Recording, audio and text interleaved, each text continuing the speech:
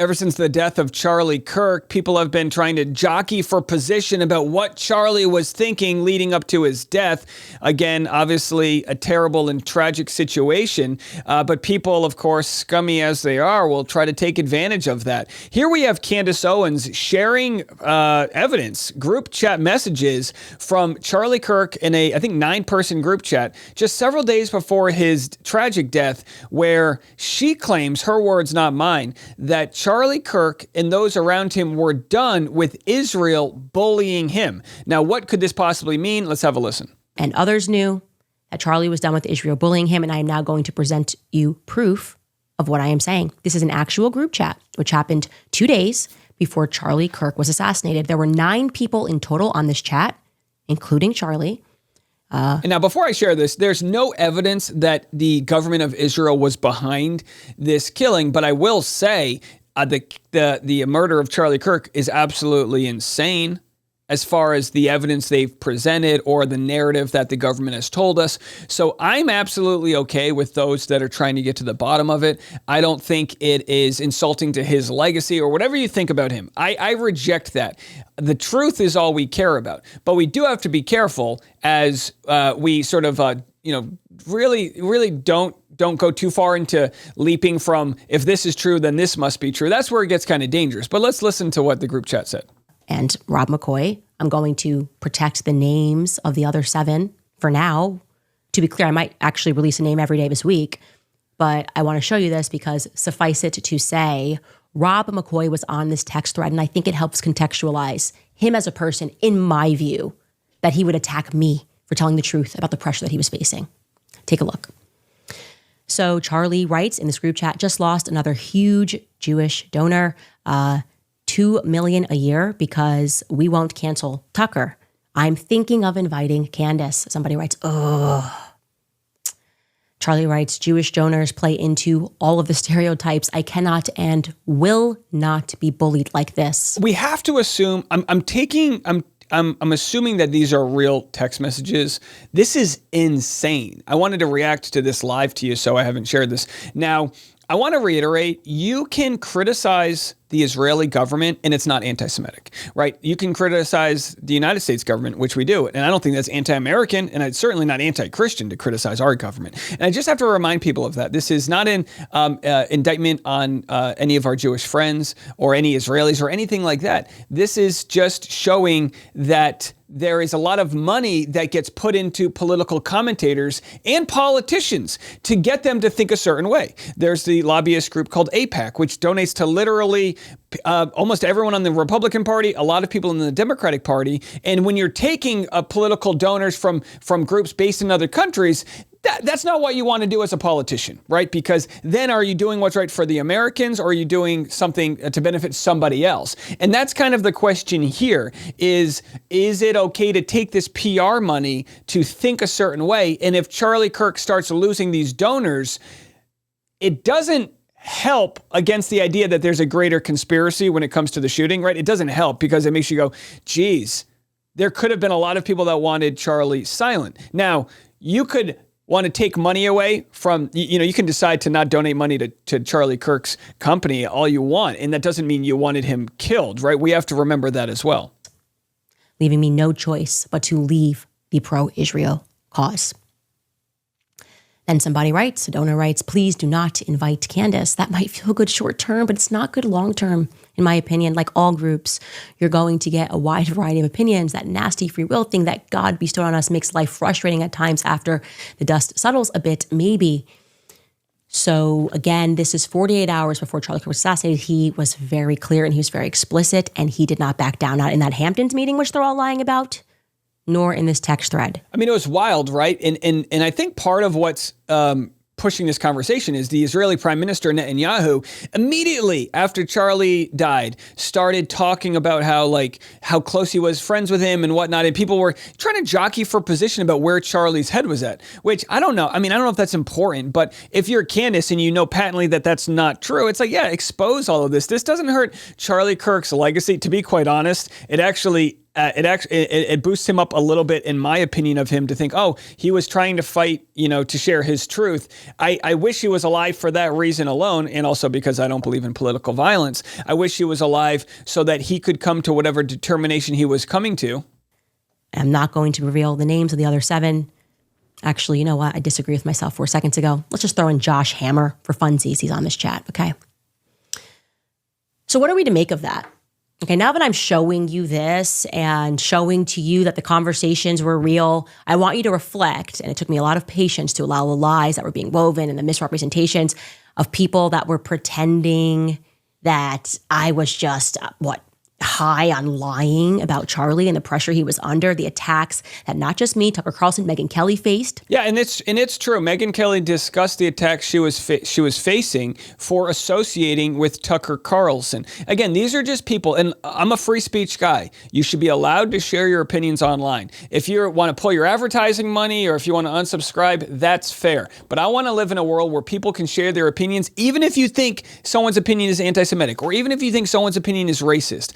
I'd rather see those opinions online so you know where they stand than be in dark places. I think that's better for better ideas to come forward. So either way, we're going to continue to follow this. Fascinating story. There's a lot coming, but she obviously shares. And my thought is, if you have a group chat with 9 people, you better be airtight with it. So I'm not surprised that some of this information was coming out.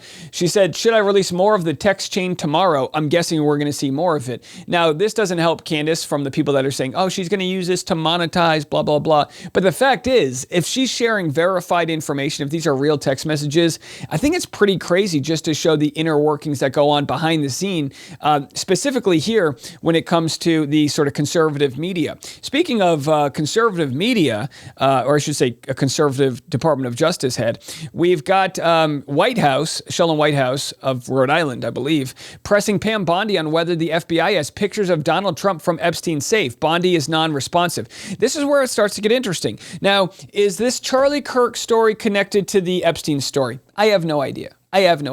But what we do know about Epstein is that they say there might be 1,000 victims. They said he had cameras set up where he was blackmailing people. They've said all of this. Donald Trump's Treasury Secretary Scott Bessent said it this week, right? Said, what someone in the Trump department said, yeah, of course he was blackmailing people. So the question is, do these photos exist? Asked point blank under oath, Pam Bondi doesn't answer. Have a listen. Let me ask you something else. There's been public reporting that Jeffrey Epstein showed people photos of President Trump with half-naked young women.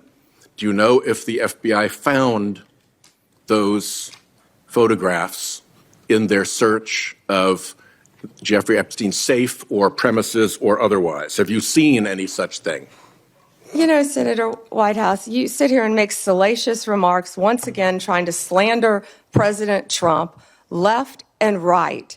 So just answer the question. Simple. When you're the one who was taking money from one of Epstein's closest confidants, I believe, I could be wrong, correct me, Reid Hoffman.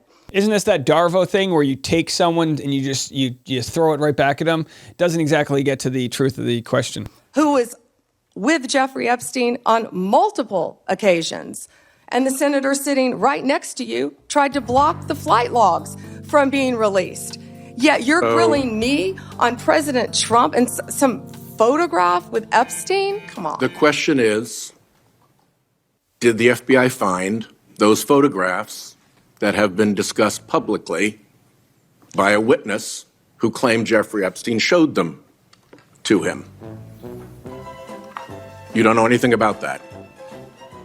Okay. Wow. I mean, come on, folks. Release the files. Pam Bondi actually had more to say. She refused to flag Donald Trump's name in the Epstein files. Again, this is more interesting. Like, who is she working for? The American people or Donald Trump? Who gave the order to flag records related to President Trump? To flag records for President Trump? To flag any records which included his name. I'm not going to discuss anything about that with you, Senator. Eventually, you're going to have to answer for your conduct in this. And you won't do it today, but eventually you will. Yeah, and I believe that. I believe there will be people answering questions. Like, they wouldn't even sign their name on these documents. And so no one knows who's fish to fry here. I say fry them all, metaphorically speaking. Here's Mike Johnson talking about Republicans, that they may not provide back pay to federal workers furloughed during Trump's shutdown. I mean, are they trying to use this shutdown to hurt American people? What, to prove a point? All because the government shut down, all because they don't want to double people's health care costs. What? It is true that in previous shutdowns, many or most of them have been paid for the time that they were furloughed. But there is new legal analysis. I don't know the details. I just saw a headline this morning. I'm not read in on it, and I haven't spoken to the White House about it. But there are some legal analysts who are saying that that may not be appropriate or necessary. This is so Donald Trump, right? And I know this firsthand. I have family who's done business deals with Trump, and he's reneged on contracts. This is what he does. He borrows money. He doesn't pay it back. He gets away with it. He files bankruptcy, rinse and repeat. So now he thinks there might be some legal documents that say they don't have to pay. How about paying because it's the right thing to do? How about paying because our country is supposed to be the richest country in the world, and now we're not going to foot the bill on American people, innocent folks?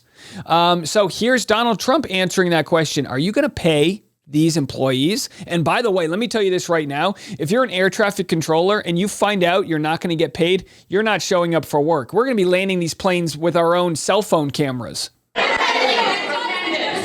Why do you say some federal workers should not get their back pay? Why do you say some? Well, you're going to have to figure that out, okay? Ask the You're the president. How come we have to figure it out? You going to pay these guys or not? Democrats that question. Go ahead.